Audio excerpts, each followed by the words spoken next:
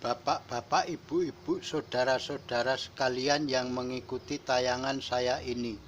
Saya mengucapkan terima kasih atas kepedulian Bapak, Ibu, saudara-saudara yang mengikuti tayangan saya ini.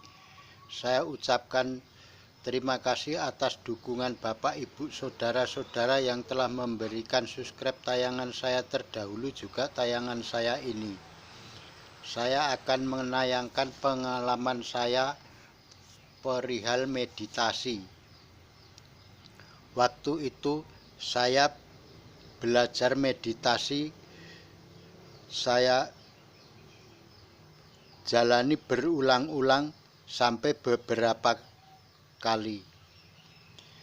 Pertama-tama sebelum meditasi kita siapkan dulu tempat yang untuk meditasi kita bikin setenang demikian rupa, dan juga pikiran kita harus kita fokuskan di suatu titik. Pada saat itu saya menaruh jarum jam dinding. Jam dinding saya taruh di belakang. Setelah saya taruh jam dinding, saya belajar konsentrasi dari apa yang ada di jarum jam tersebut. Pikiran saya selalu terfokus ke jarum jam. Pertama, sampai beberapa kali gagal terus-menerus. Tetapi saya tidak putus-putus, terus belajar terus. Semakin lama semakin mendekati, dan suatu saat pada malam hari, waktu itu sudah pukul 12 malam. 12 malam saya belum melihat jam, saya konsentrasi. Setelah saya konsentrasi, saya melihat jarum jam itu menunjukkan jam 12:04. Setelah saya tengok, benar jam itu menunjukkan jam segitu. Setelah itu beberapa malam berikutnya saya coba lagi. Setelah banyak uji coba yang saya lakukan, ternyata lama-lama bisa bermanfaat untuk mengetahui sekeliling kita. Pada saat itu ada pohon yang kering di samping rumah saya. Di situ ada suara yang menangis minta dipindahkan. Setelah saya lihat, ternyata di situ pohon kering ada siluman perempuan tua yang menggendong anaknya kepingin pergi dari situ.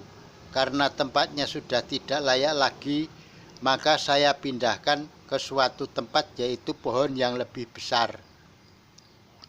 Dan juga sewaktu itu, karena saya itu sebagai sopir bis kota, karena perjalanan kita ya selalu menghadapi rintangan-rintangan yang banyak, makanya saya konsentrasikan ke tempat kerja dan juga ke bis yang saya bawa.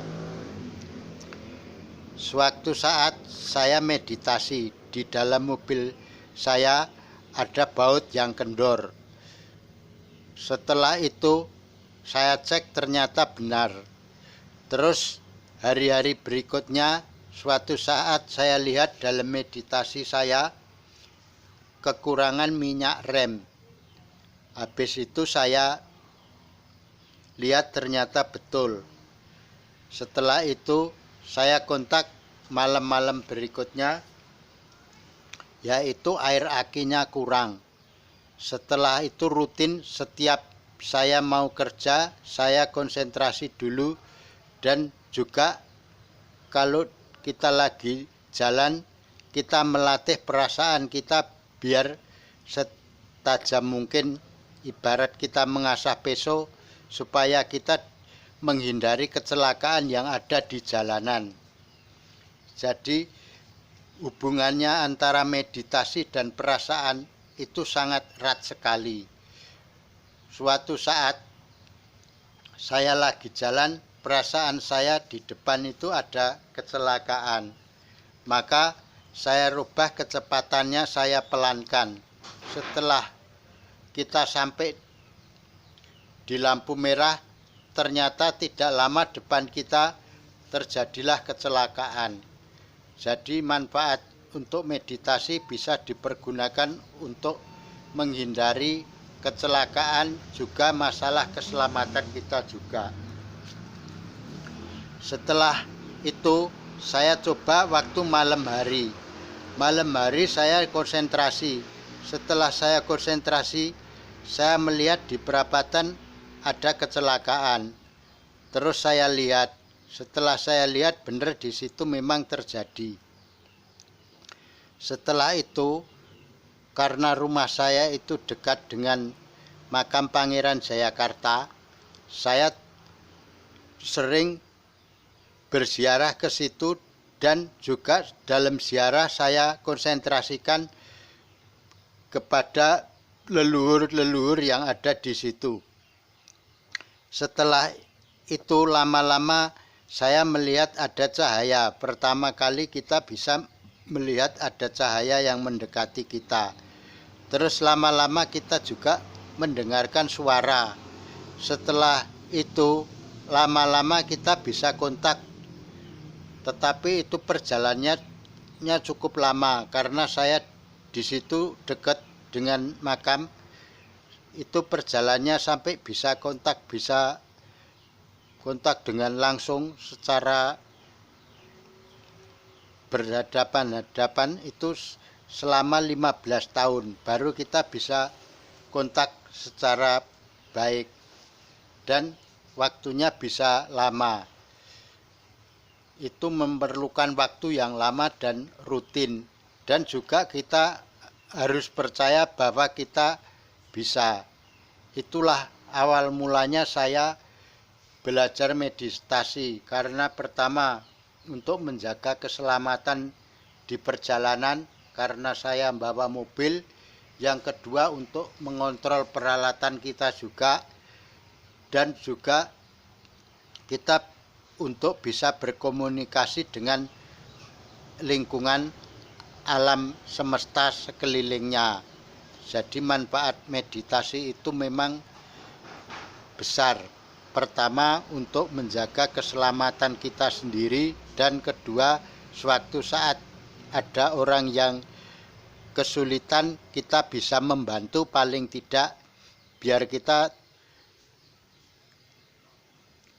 tidak perlu repot-repot kalau memang kita terjadi sesuatu. Misal kita berhubungan dengan keluarga dari jauh, kita juga bisa secara kontak meditasi. Dan meditasi bila kita tidak bisa tembus, bisa kita lanjutkan di alam mimpi. Jadi di alam mimpi kita bisa melanjutkan apa yang kita kerjakan di dalam meditasi tersebut. Jadi meditasi itu sama juga dengan alam kita sewaktu mimpi. Misal sewaktu saya waktu itu mencoba ada pertandingan bola. Waktu itu saya tidak bisa tembus dalam meditasi.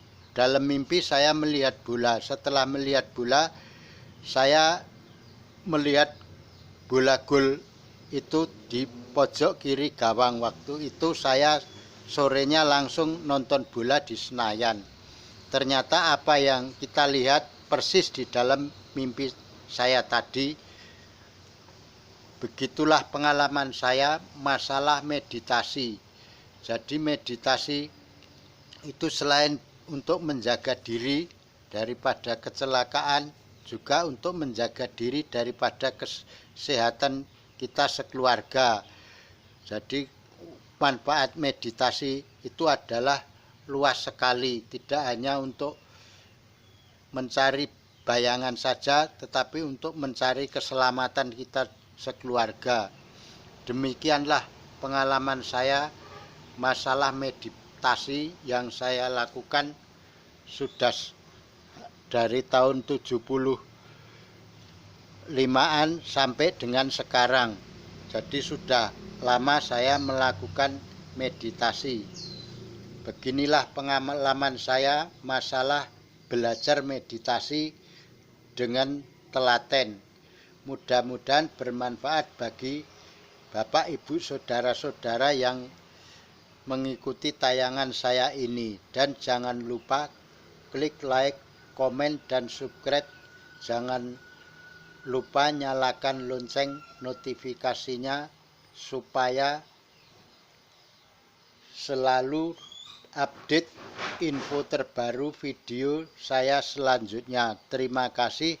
Semoga senantiasa Tuhan melindungi kita semua.